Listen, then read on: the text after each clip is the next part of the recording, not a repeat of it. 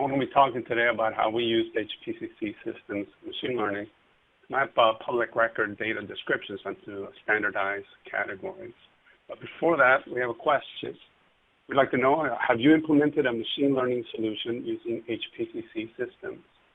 So if you would please vote on the poll, and we'll get the results for that later in this presentation. So I'm going to talk about the background that about public records and our mapping efforts, the approach that we've used. And then Lily's going to talk about the exploratory analysis work that she did for us this summer. And we'll talk about some of the next steps for this, this project. So public records data is data that's available from courts, there'd be birth, marriage, or death data, or licenses, contractors, or professional licenses. Also includes foreclosures and tax liens and other data as well. Businesses that use this data as part of their information technology processes have to deal with a lot of variation across states for what are very similar events. One of the things that LexisNexis offers is a set of standard categories where we've mapped the public records data onto these categories so that a business can use these standard categories and create one system that they can then use across all the states. So we use subject matter experts who have learned all the variations and are able to map this public record data to the standardized categories. And in terms of order of magnitude, the actual public record data is in the hundreds of millions of records. You remove the duplicates in each state, that reduces to millions of different text descriptions. And our subject matter experts can then need to take these millions of records and map them onto what are hundreds of categories, depending on what area they happen to be working on. So one of the challenges that we had is that the data volume was outgrowing our capacity to map, given the limited number of subject matter experts that we have. And there was a steep learning curve to map data descriptions to categories. And so in order to address this, we looked at using the HPCC systems machine learning library to generate category recommendations in mapping these public record data descriptions. This allowed us to increase our capacity because it shortened the ramp up for non-experts to map effectively and to eventually become subject matter experts. Our end goal for this is to actually have the data descriptions be mapped to the categories automatically and not just generate the recommendations. So here's a high-level depiction of this process and how it works. On the lower left side there, you see the categorized data that has already been assigned by our subject matter experts. The first two records here are about animals running at large. Our next one here is traffic-related information about running a red light. Our last category here is about licenses, specifically in the wildlife area. So the first thing that we do with the categorized data is that we clean it. We build a vocabulary. And so we'll use things like we stem the data, and there's an online stemmer that we include here that you can put in text, and it will actually give you the stems to make the words more consistent. We also get a count of all the occurrences of each word in the data. Once we've built our vocabulary, we then split our data into a training data set and a validation data set. The training data set is used to build models. And the distribution between the training and the validation data sets, usually 80% of the data is used for the training and 20% for the validation. In this example here, it's 75-25. Once you take these data that you've split, you'll take the training data and you'll build the models from that. Once the models are built, then you'll take the validation data and you'll run it through the model to see how the model categorizes the text description. In this case, the top three categories, we'll see that the first category matches what the validation data set has. In this case, the first category, meaning animals running at large, matches. So once we iterate through this, and it takes a considerable distance where we spend a great deal of time here and also building the vocabulary. Lily will talk to you a bit more about some of the work that she did for that. Once we've refined our models where we can use them, then we go ahead and run new data through it. We worked through this to where there were two types of models and two algorithms that we used. One was a support vector machine, SVM. The other one's a naive Bayes to generate those three recommendations. When new data comes in, as you can see in the upper left, we run it through the models. And I've included the training data down below just to map, to show what the model was built from.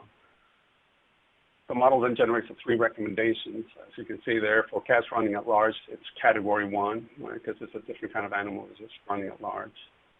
And for the hunting without a license, it maps it to the third category. This then goes to mappers who, if they're not subject matter experts, that can effectively map by restricting their mapping to these three categories from among the hundreds of categories that they have to map to. So this is a very high level what we did with our approach. When we first started, we actually tried to code the mapping rules directly. But we quickly found out that the complexity was such that we were effectively doing the work that the machine learning and text classification could do for us. And it turned out to be the case as we built this system. So here's again the overall process that we use, where you can see how we take the new data and run it through the model, and how we've built the models for this system. So next, I'm going to turn it over to Lily, who'll talk about some of the work that she did for exploratory analysis to help us with this effort. All right, thank you, guys. So our exploratory analysis are using natural language processing technique. It can be known as NLP. So NLP is a very commonly and popular important machine learning technique used by all kinds of applications. You may never heard about that, but you may use it on a daily basis. For example, you may talk to your device, your Google Home. You may say, "Hey Siri," and they're gonna talk to you like a human being. So it all happened because of NLP technique. A more common example is that you're using a search engine to searching some documents or articles, and the searching terms are processed by the NLP technique and turn back to you the documents you want to search, or using a translation application to translate the text message you want to translate.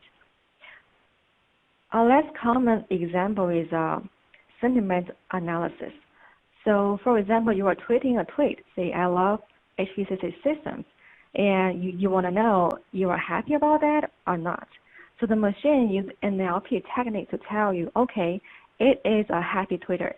You love the system.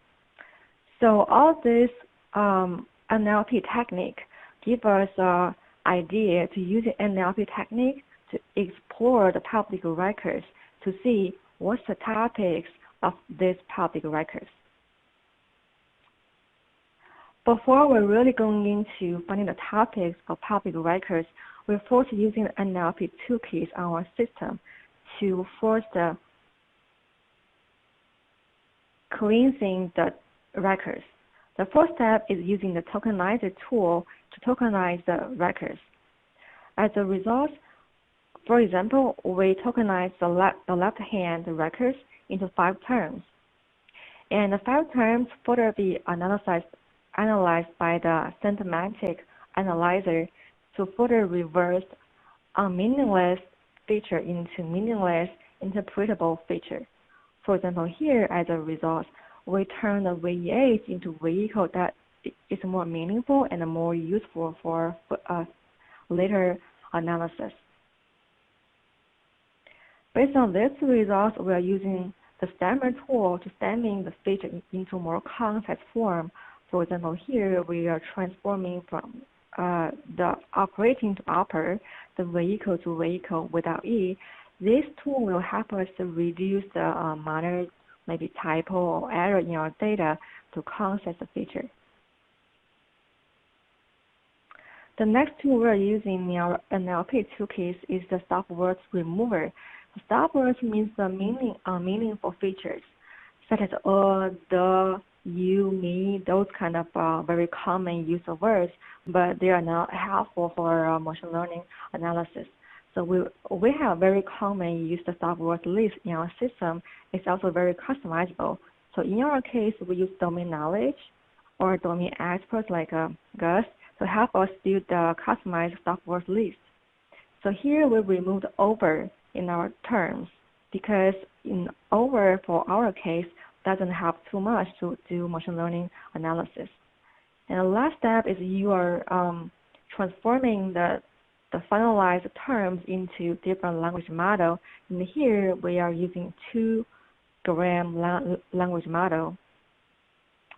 And after all this NLP 2 keys pre-processing, we got to build the public records dictionary. And the dictionary, the documents altogether can fit into next step to using language topic model to modeling our public records and find out what is the main topics inside the public records. And here we are using latent directed allocation topic model. It's unsupervised model that so by saying unsupervised, we mean that the algorithm don't have any previous knowledge what is right or what is the topics. They just automatically explore the public records and give us an answer what is inside the public records. Give an intuition about how LGA works. Here's one example. So on the left hand, we have a document. And as a human being, we may know, okay, the green color words like genetics, species, extinct. Extinct means a topic like genetics. And the words in blue like extreme changes, climate, environmental, there means climate change. And the words in red, politicians, legislation, there may be belong to topic politics. I'm sorry. So all these will give us tuition how human beings give a categorize of the documents. But this, in our case, we have thousands of public records. How can we, without human interruption, use machine learning to get to know what is the content of tons of public records? And here, using LGA in this example, we run LGA on the documents, and it will give us the answer. The corpus have 3 topics. The topics are on the right hand here, for example, is climate change, and we have topic genetics, and we have politics. So as this one example, we know we can use the same logic to analyze the public records. By using LGA in our system, we analyze the public records. The LGA in our system is very helpful for us to analyze the public records because it's a very massive parallel topic modeling using the very efficient data structure to run tons of thousands of models at the same time. And also we have a very flexible hyperparameter setup model to help us set up the tons of parameters into one set. We don't have to repeatedly set up different parameters, like manually adjusting the combinations. So all these 2 features, the massive parallel modeling and a flexible hyperparameter setup, all help us to run tons of models during the project's experiments. So as a result of running LGA on our public records, we get the topics here. So you can see here, after running LGA, we can get answer what is the topics inside the public records. So here we only show the top 10 topics and as an example. For example, topic 1, we have top terms like here, operation, insurance requirements, proof, required on law. And based on these top terms and our domain knowledge, we know the public records is about lack of insurance improvement. And topic 2, the top terms are unlock, speed, operation, unlock, speed. And from this term, we have domain knowledge, and we know that this public record is about unlock speeding. The last example, for example, topic 10, we can see the right end is topic 10. We have top terms, motorcycle, vehicle, unlock, park, operation. And from the domain knowledge, we know that this public record is about motor vehicle related unlock parking. So as a summary, we see LDA as a very powerful exploratory tool for us to analyze public records into very concise features as topics. And these topics can, as a concept feature, to fit into different machine learning techniques to further analyze the public records.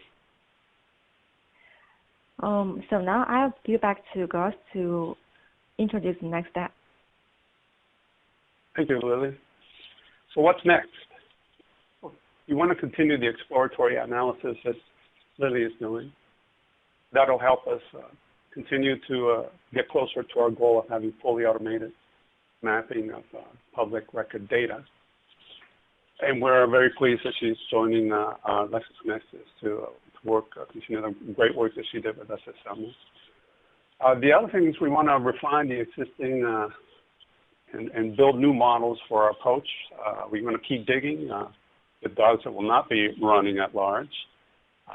But that will involve things like taking the feedback from our mappers when they map data that is not one of the top 3 recommendations, and using that information to adjust our models. It's also things like aggregating.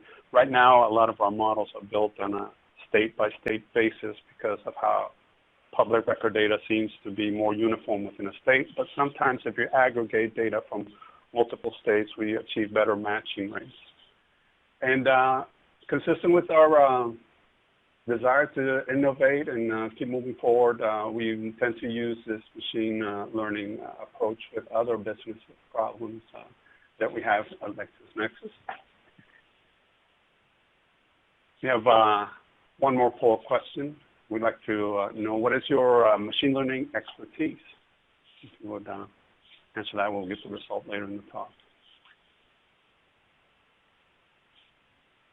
So, Jessica, I think we'll turn back to you with some of these questions. All right, perfect. Thank you so much.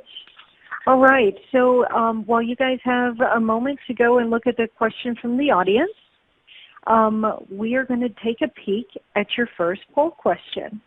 So that question was, have you implemented a machine learning solution using HPCC systems? And it looks like 15% of you have, and 84% of you have not. So hopefully everybody will have a good opportunity to have learned something that they can implement. All right. So let's take a peek at some of the questions from the audience. All right. Here's the first question. Hi, Gus. Thank you for the great presentation. Was the ML technique more helpful than the non-ML technique for solving this use case? And can you please elaborate? Sure. Thank you for the feedback. When we started to program the rules directly, we found that our match rates were not very high. And part of that is that the nature of these text descriptions is different from, say, reviews or blog comments, because it's very specific to the course or the organization that generates the data. And so while it seemed simpler to us than some of the natural language processing, it was complex enough to where once we applied the machine learning technique, our match rates became higher. And so we were able to harness all the body of knowledge behind that as opposed to writing our own direct programs.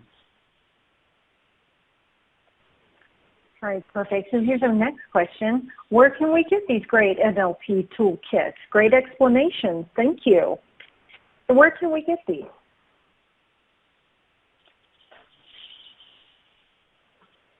So that is a good question. Yep. I'm here. Yes, actually, The natural language processing toolkit is very accessible in our system. You can go into the attachments and links in this Tech Talk and find the link there. There is a HPCC systems website, and from there we have a download link. You can download free models, and from there you can find the machine learning model and different NLP toolkits there. All right, wonderful.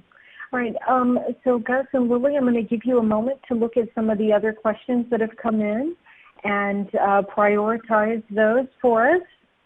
And while you do that, I'm going to take a quick peek at the votes from the audience for your last poll question. So the question was, what is your machine learning expertise? It looks like we're fairly evenly divided between beginner and intermediate.